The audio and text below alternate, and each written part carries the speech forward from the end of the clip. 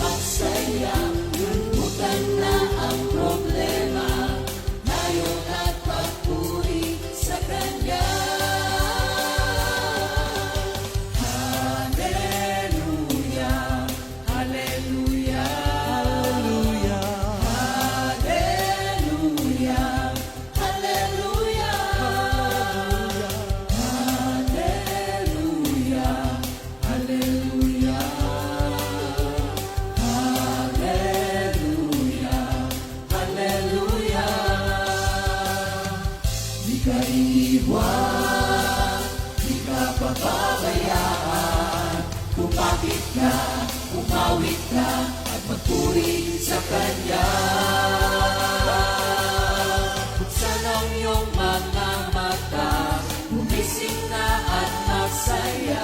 Kalimutan na ang problema, tayo na't magpuri kay Jesus. Buksan ang iyong mga mata, gumising na at magsaya. Kalimutan na ang problema, tayo na't magpuri sa Kanya. Hallelujah, hallelujah. Hallelujah. Hallelujah.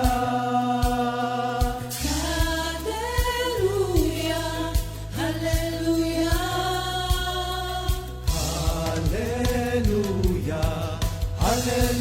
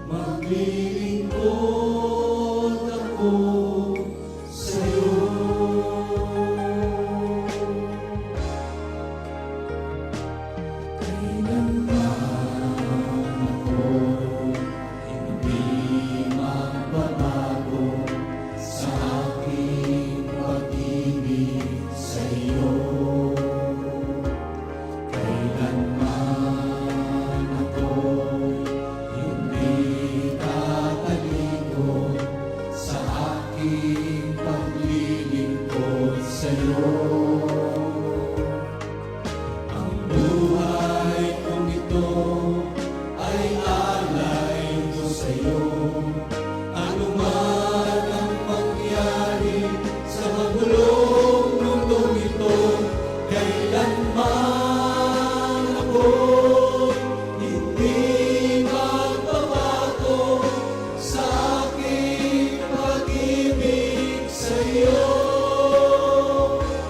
Kailanman ako'y hindi tatalikod sa aking paglilingkod sa'yo, Panginoon.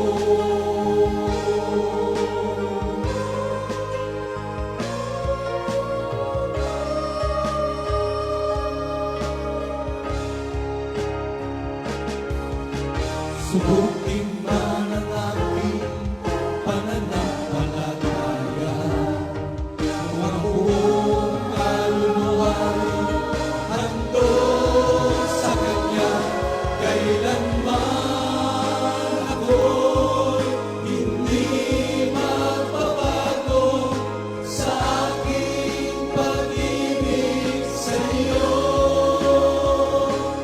Kailanman ako'y hindi tatalikod sa aking paglilingkod sa'yo, Panginoon.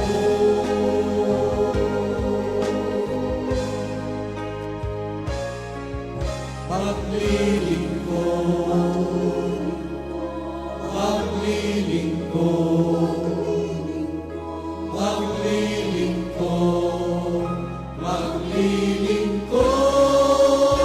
ako sa'yo.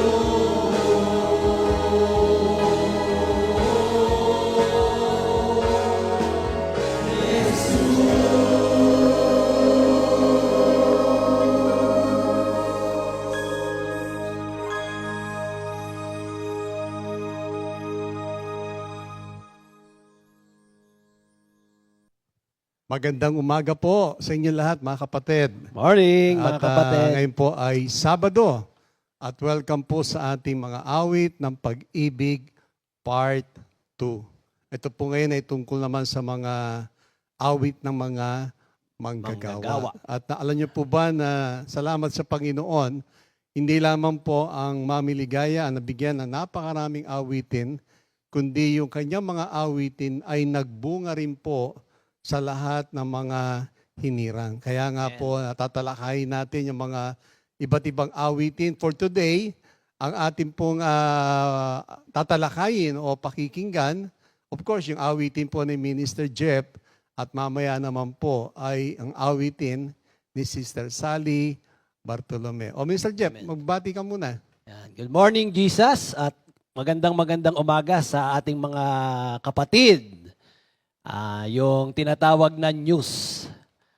Mga kapatiran dyan sa Parting North, good morning po sa inyong lahat. Magandang umaga po. Ayan, magandang umaga sa inyo. At sa East, syempre sa East. Good morning mga kapatid. At sa lugar ng South. Ayan. Hindi ko na iisa-isahin, malaki ang South no? Pastor Rafi, Baka meron tayong makalimutan. Opo, magandang So, umaga lahat na lang po, ang mga taga-South. Magandang umaga sa inyong lahat. At dyan sa area ng West.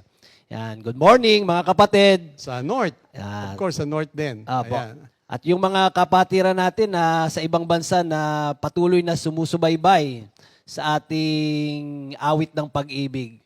Magandang umaga po. At alam ko na ang pagpapala ng Diyos ay laging nasa ating lahat. Yan. Thank you, Lord. Amen. Sige, manalangin muna tayo. Hindi sa Sige, Jeff. tayo manalangin mga kapatid. Hallelujah, hallelujah, hallelujah. Ama naming Diyos na nasa langit, Diyos na makapangyarihan, may gawa ng langit at lupa, pinagmumula ng aming buhay, ng aming hininga, ng aming kalakasan. Muli sa umagang ito, pinupuri ka namin, pinapasalamatan sa napakagandang araw na ibinigay mo sa amin, Panginoon.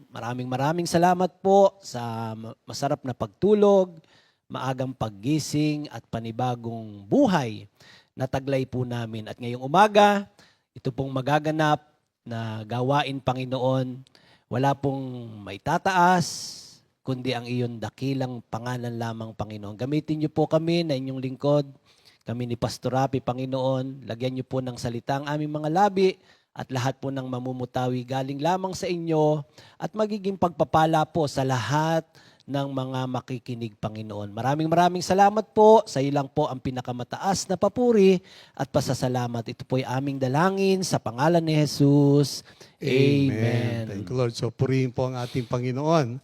So, sa umaga pong ito ngayon, yung awitin ni Minister Jeff na nakalagay po dyan, Jesus, di ka nagbabago. Amen. Mamaya tatalakayin po natin yan dahil sa yung bawat talata po kasi nung awitin ni Minister Jeff, alam niyo po ba lahat ito'y biblical? Kagabi na ito'y aking pinag-aaralan, lahat ito'y biblical eh. Amen. But anyway, no, bago po tayo magpatuloy, bigyan ko lang po kayo ng ilang pointers, no, tungkol sa tinatawag natin mga bagong awitin. Dito po sa Book of Isaiah, sa chapter 42, verse 10, ganito po nakalagay, "Sing a new song to the Lord. Sing His praise, all the world. Praise Him, you that sail in the sea. Praise Him, all creatures of the sea. Sing, distant lands, and all who live there." So dito, mapapansin nyo kagad po yung sing a new song. At lahat po naman ng mga awitin, lahat naman po talaga bago. Kahit naman po ito sa mga manggagawa, ay lahat naman po ito ay bago. Pero alam niyo po ba, ang nakakatuwa po rito, ng ating Panginoon, sabi nga po, God loves doing a new things. Lagi niyang gustong gumawa ng mga bagong bagay, hindi lamang po new things, renewing our body, soul, and spirit. Na kung when we sing Him a new song, nangyayari po sa atin, we are worshiping and praising Him, but at the same time, we are renewing minds and soul by remembering the great things He has done. Yun ang maganda Amen. Na yung ginagawa ng Panginoon na bago sa buhay ng tao, sa lahat ng bagay, ay napapaloob lagi doon sa mga awitin. Na doon po lahat yun. Kaya nga, ang Panginoon, lagi siyang gumagawa ng mga bagong bagay na kaya mamamangha, kaya lahat ng tao mamamangha. Pag lalo sa mga awitin, mamamangha ka na, paano nakalikha ng awitin yun? Paano ba nangyari? But anyway, dito rin po sa, sa Psalms 96 verse 1 and 2. Sing a new song to the Lord. Sing to the Lord, all the world. Sing to the Lord and praise Him. Proclaim every day the good news that He has saved us. Dito rin po sa Psalms 98, chapter 98, verse 1, I will sing a new song to you, my God. On the 10-string lyre, I will make music to you. New song na naman. Sa Psalms 144, verse 4, sing to Him a new song. Pray skillfully and shout for joy. Alam niyo po, dito sa mga binasa natin mga passages, makikita natin po yung salitang, yung pag sinabing new song, no? Yung salitang new o bago, ang ibig sabihin nito po ay original. Kaya pag sinabing bago, original yon. Original yon. Na sinasabing original, one of a kind. Hindi pwede magkapareho. Pag inyo po sinuri ang mga awitin, lalo mga manggagawa na mamiligaya, one of a kind yon. Hindi siya magkamukha. So one of a kind and never seen before or never heard before. Na hindi pa nakita at hindi pa ito narinig kailanman. Kaya pag nadinig mo, mamamangha ka, lalo po ba yung mga melodiya, yung pagkakalikha, magtataka ka na hindi nagkakapare-pareho, but just imagine, napakaraming awitin. Opo, tama. Sa mamiligaya, more than 100 o 200 new songs Pero out of the 200 songs na yon, hindi sila pare-pareho Magkakaibang tono. Iba yung, hindi lang yung tono. Iba yung melodiya niya, yung tiempo niya, ibang-iba. So hindi lamang yon, Dahil ang ating Panginoon is a creative God. Creative siya eh. Hindi siya mauubusan ng mga bagong bagay. Amen. Laging bago, laging fresh. Kasi sabi nga na, the steadfast love of the Lord. Sabi ko na, they are new every morning. Hindi mo pwede sabihin, Lord, pareho rin kahapon to eh. Lord, pareho pa rin to last week eh. Hindi. Every day, sabi nga, ay may bago. May bago siyang ipapamalas o ipapakita sa atin. Na hindi lamang po yon, He is always doing something new. Ngayon, dito sa Isaiah 43, sa verse 18 to 19, ito isa sa mga, sabi natin, famous scriptures sa book of Isaiah. Sabi diyan, but the Lord says, do not cling to the events of the past or dwell on what happened long ago. Watch for new things I'm going to do. It is happening already. You can see it now. So malinaw mo sinasabi niya, sabi niya, laging merong bago, and sabi niya, and it's happening right now. Nangyayari na siya. Kaya everyday mamamanga ka, ano naman yun? Anong wisdom na naman yan? Anong awitin na naman yan? Saan kinuha na naman yan? Para bang isipin mo na, pareho ba yan? Actually, hindi po. One of its kind nga eh. Yung awitin, kaya mamamanga ka. Ngayon, bigyan ko lang po ng meaning itong tinatawag na, ano ba yung testimonial song? Kasi karamihan po, ng mga awitin ng mga manggagawa, mga testimonial song. Amen. Pag sinabing testimonial songs, ito ay songs that are personal stories or highlights the theme of salvation or blessings. So personal. Ibig sabihin, ito po yung personal na karanasan nung gumawa.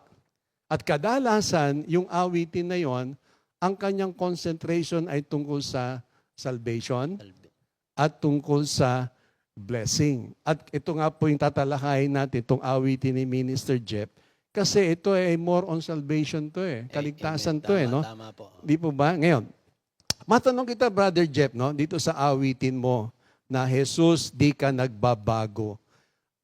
Ano nga pa talaga nangyari dyan? Pwede ba maikwento mo sa ating mga kapatid ko ano ang nangyari? Pwede naman po. Ayan, thank you Lord. Yun nga po, una sa lahat, papuri, pasasalamat sa ating Panginoon sa pagbibigay sa amin ni Pastor Rapi ng pagkakataon na sa umagang ito, no, na gamitin ng ating Panginoon. At katulad nga po nitong ating tinatalakay, itong mga awitin na hindi naman po hindi ka naman basta-basta makakagawa ng awitin, no? Lalong-lalo na tungkol sa Panginoon. Katulad nga po nitong ating awiting to, na ang title nga po, Jesus, di ka nagbabago. Nabuo po ito, na itong awiting ito, mga kapatid, nung kasagsagan o kalagitnaan ng pandemic. Di naman po lingid sa iba sa atin na yung na-share ko na nga po na nangyari sa aming buong mag-anak, Pastor Rapi. Nung panahong yon na yung COVID, deadly talaga nung time na yun. Tsaka laganap noon, laganap talaga. Kasi di ba si Sister Linda nga, isa sa mga naapektuhan. Kinuha ni Lord dahil sa COVID na yan. Kasi nung time na yun, no, wala pang vaccine. Kaya pag tiningnan mo, ang daming nasa hospital, hindi alam kung anong gagawin. Hindi alam kung paano i-address yung virus na yun kasi anong bilis kumalat eh. Tapos ang daming ayaw na magpa-hospital kasi alam na nila kung anong mangyayari. Tapos yung iba nandun na lang sa bahay, parang hinihintay na lang. Tapos yung iba naranasan ko nga na nasa pumunta ng hospital nung time na yon. Hindi ka makakapasok dahil ang daming daming tao sa labas. Overflowing nga talaga. Pinakita doon, walang mahirap, walang mayaman, kahit may pera ka, pagka hindi talaga available, puno yung mga room, hindi ka talaga makakapasok. So nung time pong yon, kaming mag-anak nagkaroon ng COVID. At yun sabi ko nga po na hindi ko na talaga pinagsabihan. Si Doc Mon lang si Brother Doc Mon lang nakakaalam niyan. So kaya nabuo rin yung awitin pastor na yung isang awitin ko na binigay ni Lord na Jesus kasama kita. Yung kasama kita, doon din po nabuo yung awiting yun. Maraming awitin na nabuo noong pandemic na yan. At ito nga po, isa ito sa nabuo, binigay sa akin ni Lord itong Jesus di ka nagbabago. Pero nabuo po ito, Pastor Rapi, mga kapatid, nung gumaling na po kami. Nung gumaling na po kami na mag-anak. Pinakahuli akong gumaling nung time na yun, Pastor Rapi. Yung sa mga bata, parang ilang araw lang, ilang days lang, okay na. Sister Maritio, umabot mga 2 weeks or 3 weeks. Ako buwan ako noon. Kaya ang ginawa ko, dahil buwan po akong may ubo, may sipon, ang tagal nung ubo ko. Doon po ako sa itaas, sa second floor, sa worship center. Nag-isolate po ako doon. At doon po ang ginagawa ko, wala akong ginagawa kundi umawit ng umawit kay Lord. Kasi parang ang hirap nung kalagayan na yun na hindi mo alam kung kukunin ba ako o ano kayang mangyayari sa akin. Kaya wala akong ginawa kundi umawit ng umawit. Pero kaya nabuo yan kasi kumbaga nakaligtas na-save. Kumbaga yung mag-iina ko gumaling. Pero nung time na yan, pagaling na rin naman ako noon. Kaya alam ko ma-overcome ko itong COVID na to. Kaya nung kinuha ko yung gitara ko, umawit ako, yan. Nabuo itong awiting to na sa lahat ng oras, Jesus, hinahanap ka sa lahat ng panahon, Jesus, pupurihin kita. Kumbaga, yun na lang yung lumabas sa aking mga labi na wala ka palang gagawin sa ganung kalagayan kundi hanapin si Lord. Hindi, dinadala tayo ni Lord sa point na wala ka talaga magagawa Wala na, kasi kahit mga doktor, hindi mo na pwedeng ang mismong doktor, namamatay din Namamatay din yung mga doktor. Oo So yung dinala tayo ni Lord dun sa point na helplessness talaga, na wala kang gagawin talaga kundi ang Panginoon Kaya kung mapapansin nyo, yung lyrics nito, halos paulit-ulit lang no? Pero alam mo, Brother Jeff, bago natin talakayin, himayin itong mga lyrics, pakinggan natin yung pagkaka-interpret dito ng Bulacan Group. Umawit dito, taga Bulacan no? Oo, binubuo ito ni Sister Ella Tebes, ni Sister Kim Ignacio, Sister Sai Simulata, Brother Alfred, at yung ating bagong member na batang-bata, si Brother Brent. Wow. So pakinggan po natin yung pagkaka-interpret bago natin talakayin po itong mga... Sister Reyna Ignacio. Hindi, si Rain, mamaya pa si Rain. Ay nga pala, oo nga pala si Rain. Si Rain pa pala, nandun pala. Kapatid to si Kim at si Rain. Sige, pakinggan na po natin Yan yung banda ng Bulacan no? Ito yung ngayon ang latest. Amen.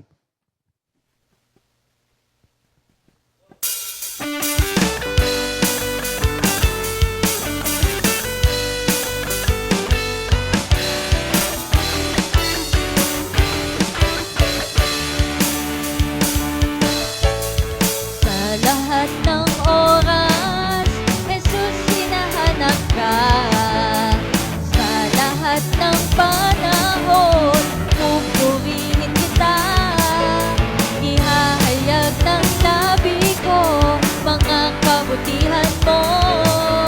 Wala kang katulad at di ka nagbabago.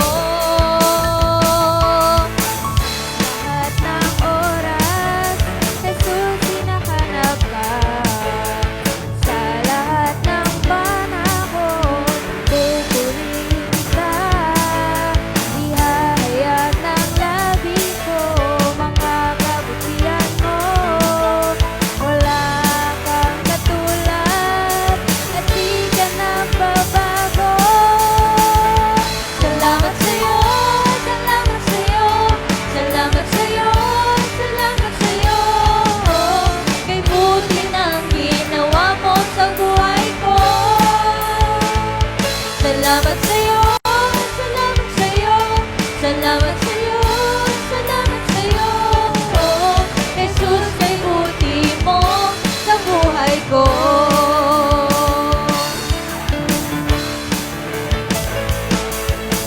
Sa lahat ng oras, Jesus, hinahanap ka. Sa lahat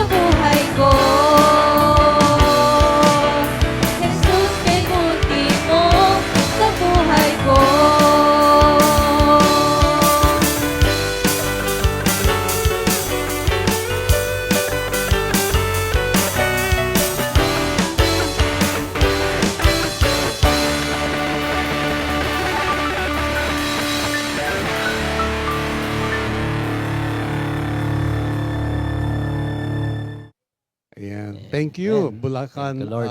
Band. Yan po yung ating banda ngayon sa kasalukuyan sa Bulacan. Bulacan. Ngayon. Minister Jeff, balikan na natin ngayon itong awitin mo. No? Kasi yung hindi naman siya maraming lyrics, pero napakaganda nung doon pa lang po sa title kasi, alagay doon, Jesus, di ka nagbabago. Doon pa lang sa Hebrews chapter 13 verse 8, sabi Verse 8. doon, Mhm. He is the God of yesterday, Today, today, and and forever. forever. So hindi nagbago ang Panginoon eh. Doon din po sa Malakay chapter 3 verse 6, sinasabi doon, I am the Lord and I do not change. Doon pa Amen. lamang sa lyrics ay makikita po natin na ang Panginoon nagpapakilala siya na hindi lamang dito sa awiting to, kundi dito sa mga talatang yon, na ang Diyos natin ay hindi nagbabago. As well as ang kanyang kapangyarihan. Kasi minsan, maaaring isipin natin, baka mahina na si Lord, baka matanda na ang Baka Panginoon. matanda na. Pero hindi po, hindi nagbabago kung ano yung kanyang kapangyarihan noon, ngayon, magpakailanman, hindi magbabago yan. Lalo ang kanyang katapatan. Ngayon, balikan na natin, Minister Jeff, yung mga lyrics. Ha? Apo. Sabi rito, sa lahat ng oras, Jesus, Jesus, hinahanap ka. hinahanap ka. Bakit kagad yun ang lyrics na pumasok sa isip mo? Actually, yung katulad nga nung nasabi ko sa inyo, nandun ka sa kalagayan na nung time na yon wala tayong wala tayong prayer meeting, di ba? Wala lahat. Cut off lahat eh. Mhm. Para bang, di ba nasanay ka doon sa araw-araw, nagpe-prayer meeting ka, nasa gawain ka ng Panginoon, tapos bigla kang nakulong. Oo nga Tapos nakulong ka, tapos meron ka pang ganong karamdaman. Tapos at the same time, yung karamdaman mo, yun yung buong mundo, ang nababalita, maraming namamatay doon. Oo. Kaya para bang pag inisip mo, ano na yung mangyayari sa'yo? Kaya nung time na yun, wala ka talagang ibang hahanapin kundi si Lord. Oo nga eh, no? Parang wala ka nabanggit na iba kundi ang Diyos eh. Katulad doon sa sa awit 42 verse 1, 'di ba sabi doon kung paano itong batis ang hanap ng isang usa, ganun din hinahanap ang Diyos ng uhaw kong kaluluwa. Amen, amen. Kaya sabi ko, biblical natin ito eh. Punong-puno na, alam niyo po, hindi naman kahabaan ng lyrics, pero punong-puno po ng scripture. Ito yung sinasabi rin po no, ng salita ng Diyos sa Luke chapter 12 verse 12. Minsan may mga pagkakataon, hindi mo alam ang gagawin mo. Pero si Lord, i-remind niya ang lahat ng mga bagay na itinuro niya o nabasa na pag-aralan in times of trouble. Kaya ito, masabi ko, Lord, punong-puno ito ng scripture. Bawat talata, sa lahat ng oras, Jesus, hinahanap Hindi naman ka. po talaga dapat gawin ng mga tao eh. Oo nga eh. Hindi, kasi yun yung yan yung darating, yan sinasabing new, original.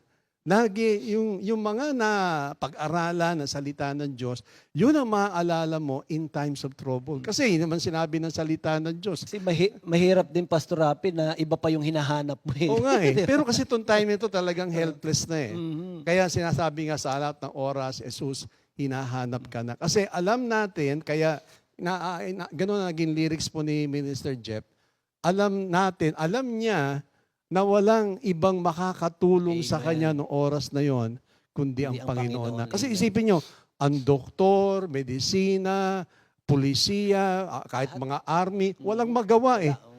Lahat ang buong mundo ay helpless eh. Kaya talagang yun ang hindi gamot ang hinahanap mo eh. Kasi ang gamot nung time na yon, wala din, wala namang solusyon eh.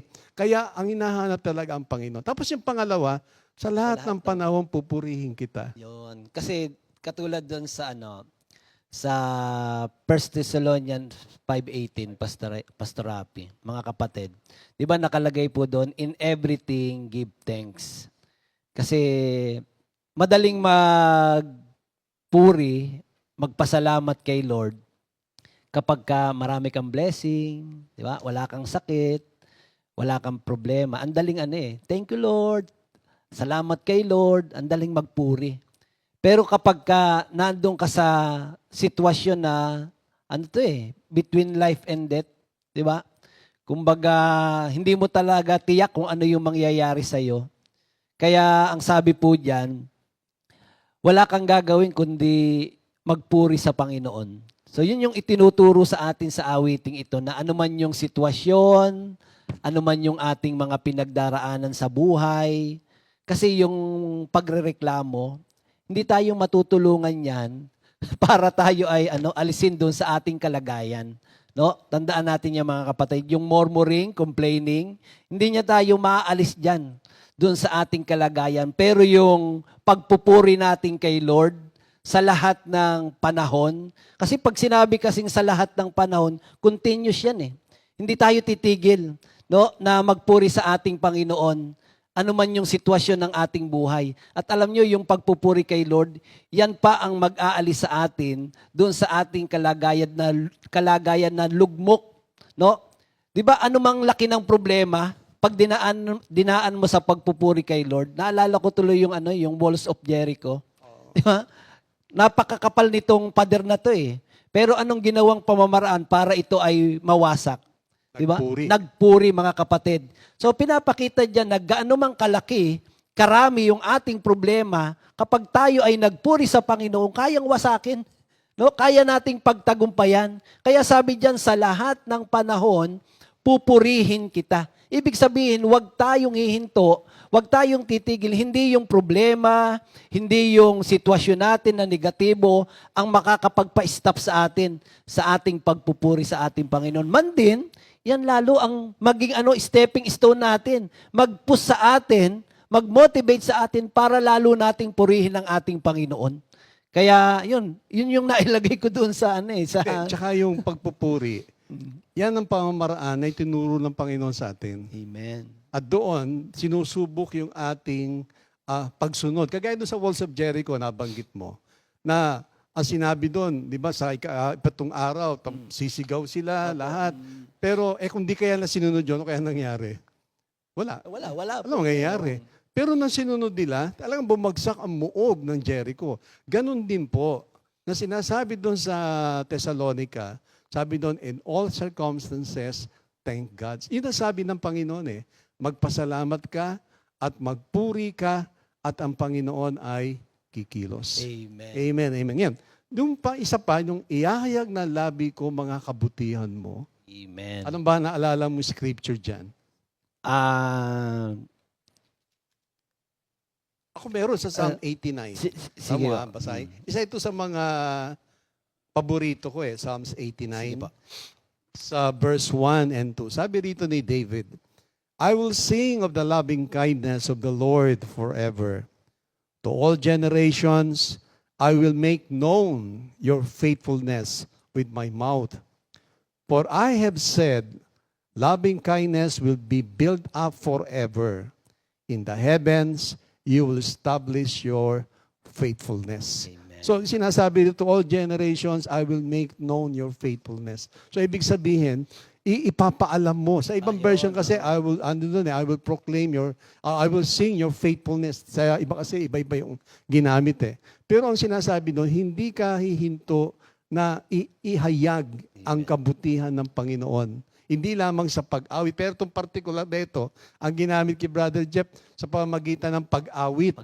Na huwag kang huminto na magpasalamat sa pamamagitan ng awitin ang mga kamangha-mangha na ginawa ng Diyos. Tsaka Pastor Rapi, kung ating mapapansin yung format ng ating prayer meeting, ng ating fellowship, hindi nawawala yung sharing.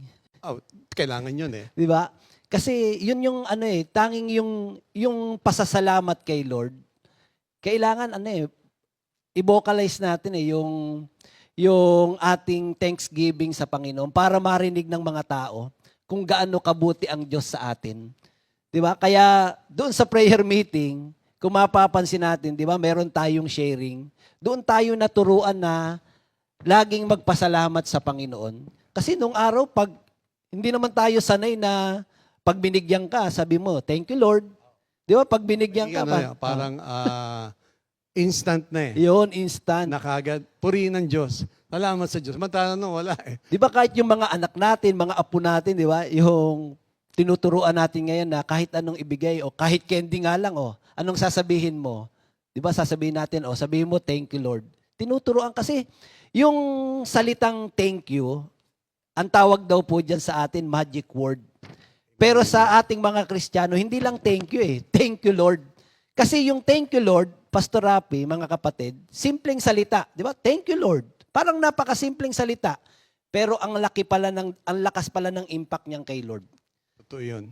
Kasi yan lamang salitang yan ang pwede nating sabihin kay Lord para makatanaw tayo ng utang na loob sa lahat ng ginagawa ni Lord sa ating buhay. Amen. Amen. Eh di ba Totoo minsan yan. ang dami na ng blessing pero hindi pa nakakapagpasalamat. Minsan nga nasa iyo na lahat pero parang ang naririnig pa rin puro reklamo. Kaya sabi diyan, kailangan maihayag ng ating mga labi kung gaano kabuti ang ating Panginoon. Kasi pag narinig ng mga tao kung gaano kabuti ang Diyos, maraming magpapasalamat kay Lord eh. Totoo yun. Maraming lalapit sa Panginoon. Oo. Tsaka doon sa yung awitin mo, Mm. sabi mo pa, wala kang katulad at di ka Di ka nagbabago. nagbabago. Mm. Doon sa Jeremiah chapter 10 verse 6, sabi doon, Lord, there is no one like you. You are mighty and your name is great and powerful. Wala Amen. siyang katulad. Kakaiba ang ating Panginoon, mga kapatid. Kakaiba siya sa lahat.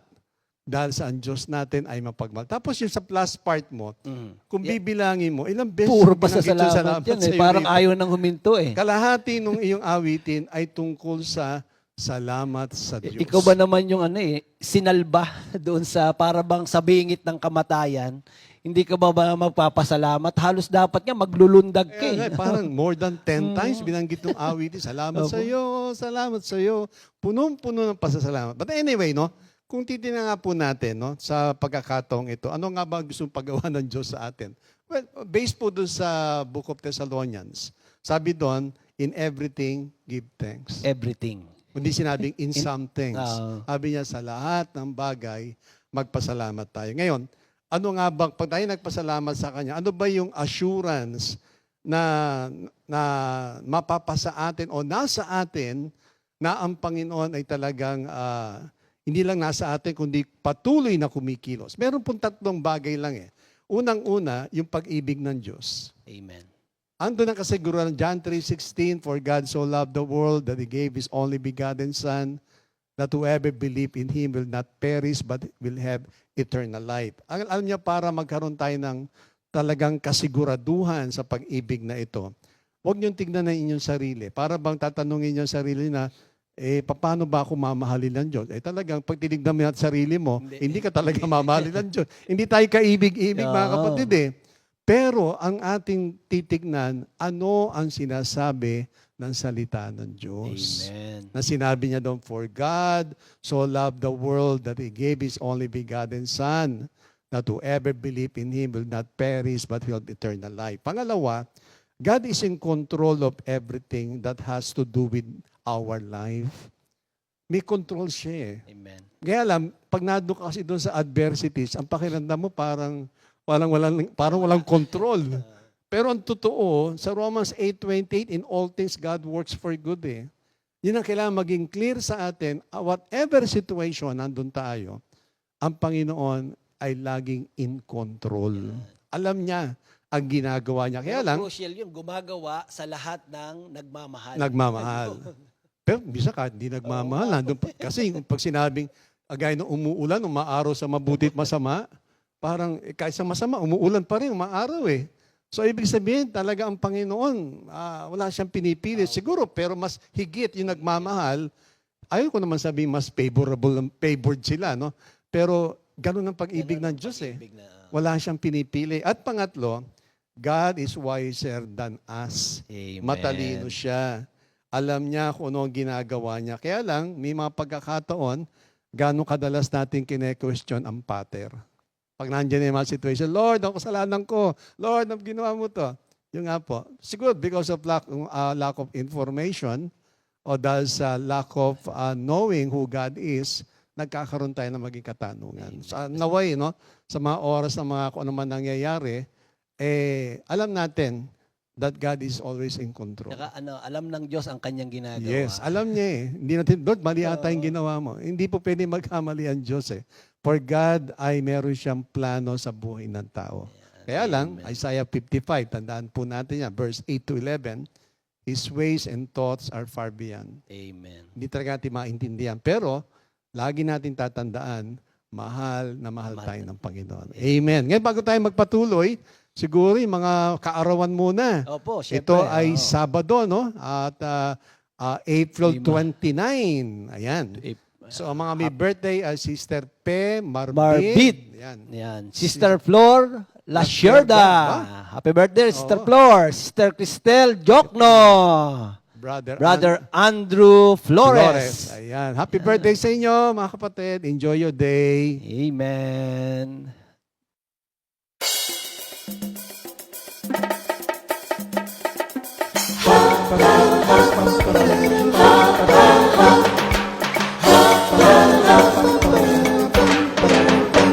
Happy, happy, happy, happy, happy, happy, happy. Happy, happy birthday. Happy, happy birthday. Happy birthday, happy birthday to you. Happy, happy birthday. Happy, happy birthday. Happy birthday, happy birthday to you. Happy birthday! May the good Lord bless you. May the Lord's light shine upon you. Happy, happy birthday to you. Happy, happy birthday to you.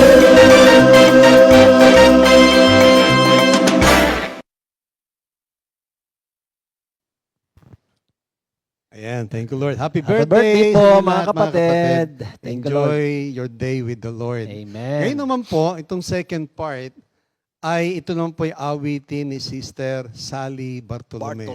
Alam niyo po, isa din to sa ating mga kapatid na pinagkalooban na napakaraming awitin. Para bang kalahati ata ng new songs natin siya. Yeah. Oh, siya. Alam ko siya. Ngayon itong ating tatalakayin po, itong awitin niyang ganap at kasiyasiya. Kanina, nagkaroon akong time na kausapin siya. Sabi ko, ano ba nangyari dito? Alam niyo, sabi niya, nalikha daw po itong awiting ito sa Boracay. Kaya po. Nung sinelebrate natin yung ating anniversary sa Boracay. Way back ano yan? 2018 yata yan, Pastor Rafi, no? Ah. 2017 o 2018, no? Mga ganun. Pero, nga, sabi kasi niya, parang, first time natin na nag-anniversary na sumakay ng barko. Barko. Tapos nakarating sa Boracay. Alam naman nyo kung ano po ang Boracay, di po ba? So masasabi natin, one of the best resort sa Pilipinas at alam ko sa buong mundo, nagre-rate itong Boracay eh. Opo. So ang kanya, sabi nga niya, parang hindi niya ma-imagine na lahat tayo ay talagang pinagpala na ng Diyos. Nilevel up. Oo, nilevel na. Nakita daw niya na lahat tayo pinagpala na, bagong buhay, at marami pang mga naganap sa buhay ng tao, kaya nalikha itong awiting ito. Mga kapatid, kaya nga sinasabi niya ganap at kasiyasiya. Brother Jeff, ano ba yung nakita mo dun dito sa awiting ito? awiting to. Yung Psalms? Ito nga, katulad nito, kasi meron akong word dito sa Psalm 128. Oh, sige, sige. Pero bago yung, sabi kasi dito sa lyrics niya, pinagpalang buhay ang kaloob ng Diyos sa lahat ng taong may takot sa Kanya. Pinagpalang buhay ang kaloob ng Diyos sa lahat ng taong nagtitiwala kay Jesus. Dito sa sa awit 128, basahin ko muna, Pastor Rafi, dito sa Tagalog. Mapalad ang bawat tao na kay Yahweh ay may takot. Ang maalab na naisi sumunod sa kanyang utos. Kakanin niya ang bunga ng kanyang pinaghirapan. Ang taong ito'y maligaya at maunlad ang pamumuhay. Ito sa verse 3. Sa tahanan, ang asawa'y parang ubas na mabunga at bagong tanim na ulibo sa may hapag ang anak niya. Ang sino man kung si Yahweh buong pusong susundin, buhay niya ay uunlad at laging pagpapalain. Gabi, no? Mula sa Sion, pagpapala nawa ni Yahweh ay tanggapin at makita habang buhay pag-unlad ng Jerusalem. Verse 6, ang magiging iyong apo, nawa iyong makita rin, naway maging mapayapa itong bayan ng Israel. Alam niyo, napakaganda nitong awit 128. Ang tawag nga daw dito, national blessing. Di ba pag sinabing national, hindi ko sininang Diyos national, Pag sinabing national, pangkalahatan no, pangkalahatan, na ang nais ng Panginoon, mapagpala ang lahat, no?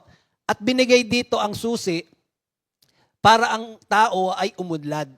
Ang susi, magkaroon ng takot sa Diyos at sumunod sa ating Panginoon. Kaya sabi doon sa awitin ni Sister Sally, mga kapatid, pinagpala ang buhay ng mga tao na may takot sa ating Panginoon. Kasi Pastor Rapi, di ba, pag mayroon kang takot sa Panginoon, ano ba yung buhay ng mga tao na mayroon takot sa Diyos? Siyempre, of course, ang gagawin mo, yung mga bagay na nakalulugod sa ating Panginoon. Kasi kung yung dati nating buhay, kasi kumbaga, nandun ka sa dilim eh.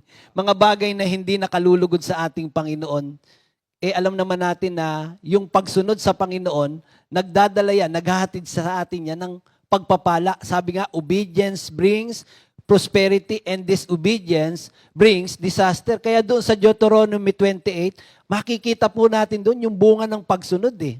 Kaya yung awitin ni Sister Sally na pinapakita po sa atin na napakainam na mas hangarin po natin ang buhay na sagana at buhay na pinagpala.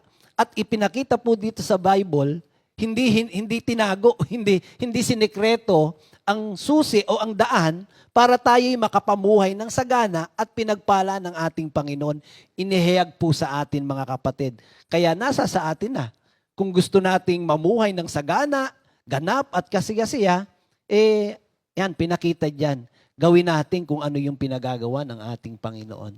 Amen. Siguro bago tayo magpatuloy, pakinggan na natin yung interpretation. Bulacan din yan. Bulacan dito eh. Si Sister Ray naman, Ignacio ang aawit, together with Brother Brent, Sister Sai sa drum, at sa piano si Brother Alfred. Thank you, Lord.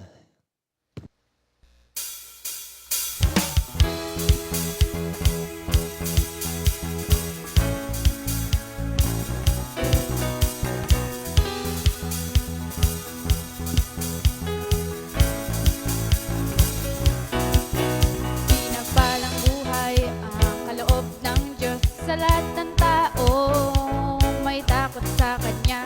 Pinagpalang buhay ang kaloob ng Diyos sa lahat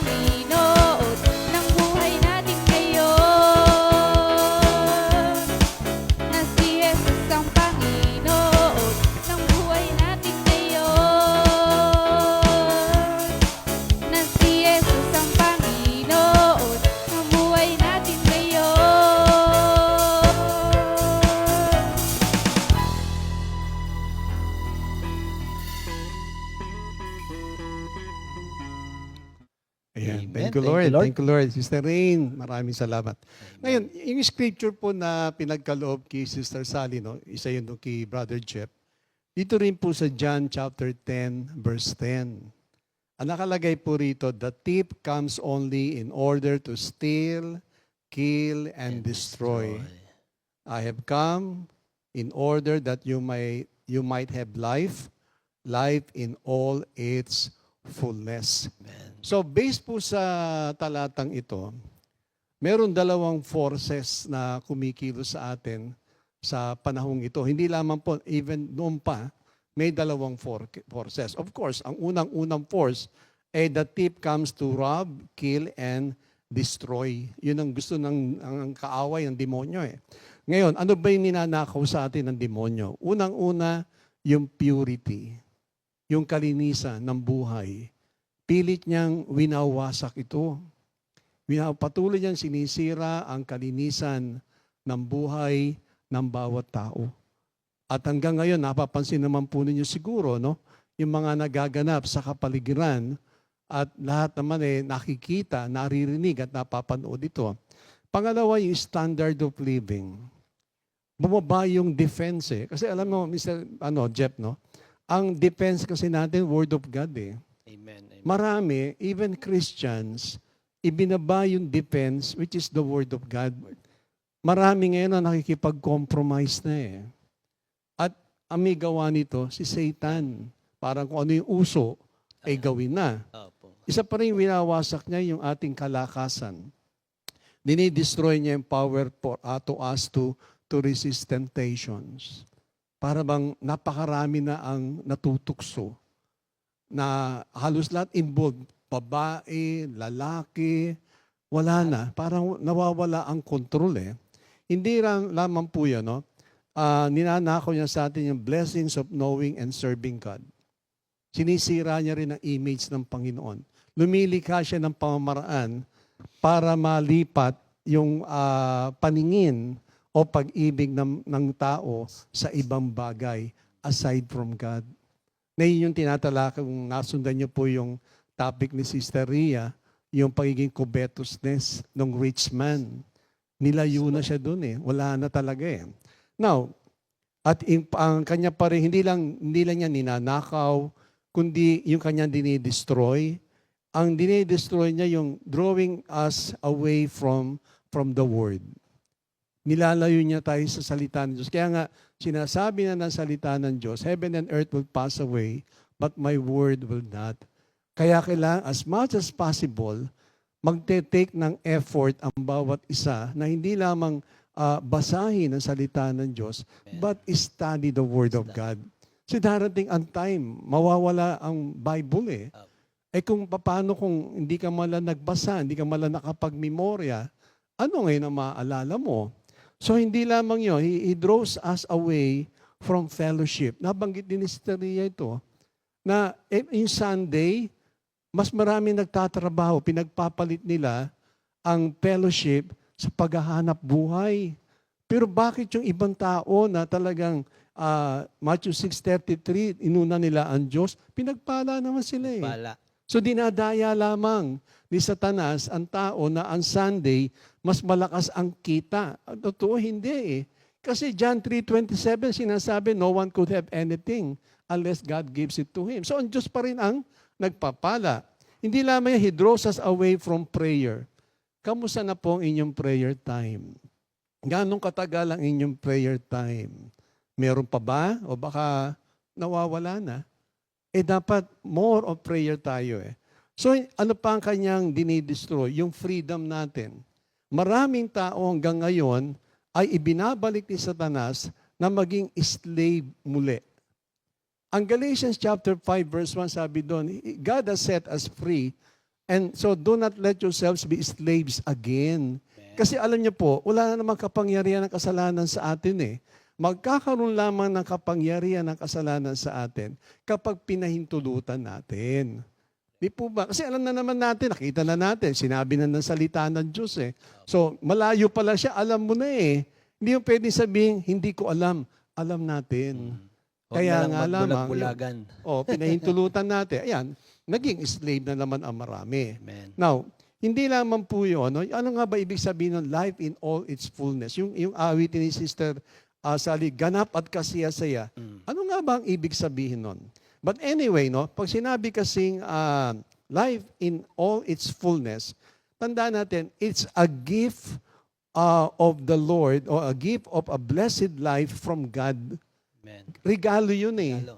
Na binibigay ng Diyos, na binanggit nga ni Minister Jeff kanina, those who fear and those who trust God. Actually, yung fear doon, hindi lang basta natakot ka eh. Kundi yung fear na sinasabi po ng Panginoon doon, yung magkaroon tayo ng respect. Reverential fear. O reverential fear. Nakagayang binanggit din doon sa Book of Ecclesiastes, sa chapter 12, sabi ni Solomon, 2 bagay lang pinagagawa ng Lord sa atin eh. That is to fear God and obey God eh. Hindi naman sinabi ni Lord, magpayaman ka ng gusto eh.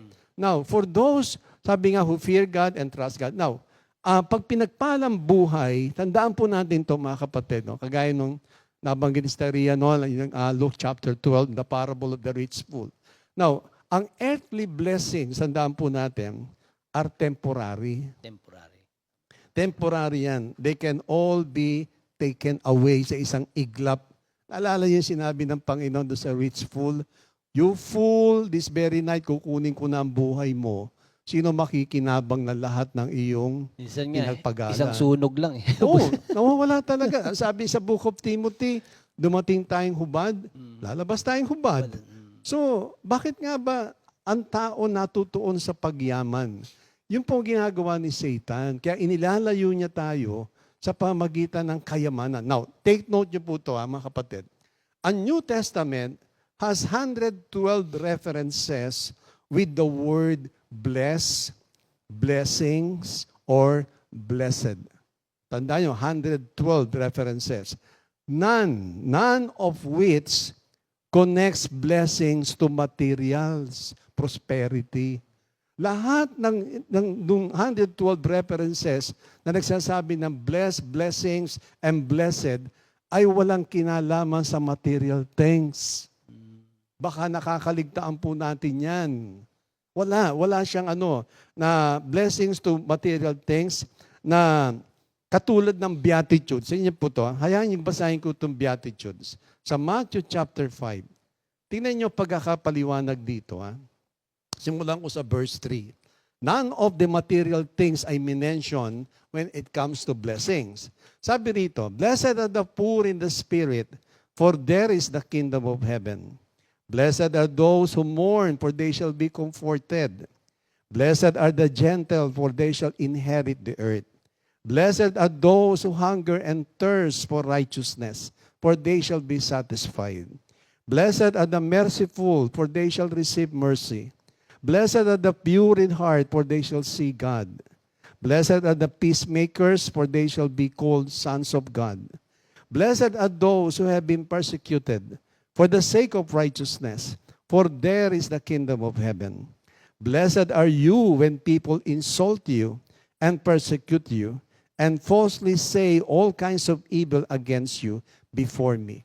Napansin niyo po ba, none of the 8 Beatitudes na nag-mention when it comes to material things, wala. So ibig sabihin, doon pa lamang ay isinesway na tayo ni Satan. Never na magiging batayan natin ang blessing in terms of material things. Hindi po yun ang blessing. Baka naliligaw po tayo ng landas. Now, so dito rin po, ang sinasabi ngayon sa atin na, so ano ngayon ang blessing today? Ano nga ba sinasabing blessing? Pag sinabing pong blessing, ang scripture shows that blessing is anything God gives that makes us fully satisfied in Him. Yun ang blessing. Na makita natin ang full satisfaction kay Christ lang. Amen. Kasi wala namang magsasatisfy sa atin, mga kapatid eh. Now, ang God's greatest blessings always rest in God Himself. When we have that, we are fully blessed. Kaya nalikan ni Sister Sally po to. Yung blessing na yan, ay wala pong kinalaman material niya po. Hayaan niyong basahin ko yung lyrics. Pinagpalang buhay ang kaloob ng Diyos. Sa lahat ng taong may takot sa Kanya, pinagpalang buhay ang kaloob ng Diyos sa lahat ng taong nagtitiwala kay Jesus. Wala na ang dating hirap at pasakit. Ngayon ay buhay na ganap at kasiyasiya. Napansin niyo po ba, walang koneksyon sa material? Wala. Kaya mag-ingat po tayo na wag nating maging batayan ang riches. Kagaya ng the parable of the rich fool. Even doon sa Luke 18, the parable of the rich young man, na sinabi rin niya doon na, Lord, I have, ever since I was young, sabi niya, Lord, ano bang dapat kong gawin to be saved? Sabi ni Lord, gawin mo to, gawin mo to. Sabi niya, ever since I was young, ginawa ko na yan. Imagine niyo po, bata pa lang daw siya, nasunod niya na 10 commandments. Pero sabi ni Lord, there's still one thing more na kailangan mong gawin. Sabi doon, sell all your belongings and give it to the poor. Nung narinig niya yon, umalis siya. Nalungkot. Oo, kasi mayaman siya. Di po ba? Kaya, mga kapatid, ingat po tayo. Mag-ingat tayo sa ating mga pinaniniwalaan. Kaya itong mga awitin na ito na inyo pong narinig, napakinggan, ay ito po ay mga original songs. Amen. Original songs, never been seen before or heard before kasi it was given by the Lord sa mga tao na pinili niya who has the heart na to obey Him and to trust Him. Amen. O, Mr. Jeff, meron ka bang parting word? Kaya yung nakatanggap ng buhay na ganap at kasiyasiya, ini-invite sa hinihikayat sa awiting to na sabi Yes, dyan, no? oh. Sama-sama tayo na't magpuri sa Diyos. Oo nga. Sa silanga, Silangan. sa hilaga o silangan, sa timog o sa kanlura. Ibig sabihin parang pangkalahatan. Hindi niya sinabing kumain dito. Di ba? Sabi niya, magpuri tayo, magpuri sa hilag at silangan. So, pinagdidiinan niya puro ito yung magpuri. Yun. Hindi sinabing, magtrabaho tayo para yumaman. Wala po siyang sinabi doon. Kaya nga po, itong awiting ito, itong parehong awiting po ito, ay isa awitin ng kaligtasan, kasama ng pagpapasalamat. And here comes the second song na pinapakita na ang fullness of blessings na sinasabi can only be found to Christ alone. Amen. Walang magsasatisfy sa atin, mga kapatid. Kahit ano pang yaman. Kaya nga kay William Barclay, sabi nga niya po, ang kayamanan ay katulad ng tubig sa dagat, na kapag ito'y ininom, ay hindi maibsnan ang iyong kauhawan. Amen. Yan ang kayamanan. Pero when it comes, blessing that comes from God, magkakaroon ka ng full satisfaction talaga. Amen, amen. Amen. Thank you, Lord. Kaya mga kapatid, maraming salamat sa inyong lahat sa oras na ito. At abangan niyo pa po ang maraming awitin ng mga si Brother Jeff, marami pa pong awitin ito. At asahan niyo, baka one of these Saturdays muli, ay siya muli ang maglilid dito dahil marami rin siyang awitin na pinagkaloob ng Diyos na punong-puno ng pag-ibig, punong-puno ng pagpapala, at punong-puno ng mga masasayang bagay na naganap sa kanyang buhay. O Amen. parting words, Mr. Jeff. Amen. Kaya sabi nga, tayong mga buhay, tayo ang magpupuri sa Panginoon. Amen. Kasi wala raw magagawa ang mga patay. Kaya yung mga buhay ang magpupuri sa ating Panginoon. Alam niyo mga kapatid, kapag ang mga tao ay hindi na nagpuri sa Diyos, ang uutusang magpuri Mga bato. mga kalikasan. Oo, kalikasan. Kaya wag na po nating hintayin yung mangyari, mga kapatid. Tayo na mismo, sa sarili natin, sabi nga sa Psalm 103, utusan natin yung ating kaluluwa na laging magpuri sa ating Panginoon sapagkat yan ang ganap na kalooban ng Panginoon. Tandaan natin, praise is entering into the very presence of God. Amen. Kaya magandang umaga po. Maraming pong salamat sa inyo. Pagpalain po tayo God ng bless ating you all. Panginoon. Thank God you, bless. Lord. God bless, mga kapatid. 2 Timothy 2:2. Hallelujah. 2 Timothy